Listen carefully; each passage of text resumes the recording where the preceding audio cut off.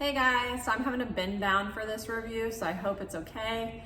I am going to be reviewing the Cuisinart air fryer. There are a lot of different functions on this. You can bake, you can grill, you can toast, but I can tell you that the one setting that we consistently keep it on in our family is the air fryer. We actually just recently got this one because we use our other one so much that it was time for a new one. It does come with some different options as far as what you can cook your food on. There is a grill plate as an option. There is this one that slides in, which is more like slats. And then there is a basket, which is what we use for everything, is what we cook everything on. Underneath the basket, there's also this tray that catches all the drippings and it's super easy to clean. We have already used this 3 times today and it's not even dinner yet. So we do not have a toaster, nor do we have a microwave.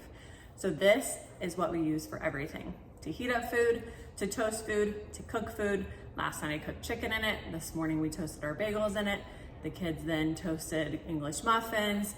Then we cooked some chicken nuggets. We'll do French fries in here. We always do all of our reheating in here. So you name it, this is being used. This is going to be the timer. This one is the temperature setting. This is the one that has the different functions as far as toasting, baking, broiling, grilling. And then this is the toaster. If you're toasting and you want to turn it on, this would be the amount of time that you want to toast it.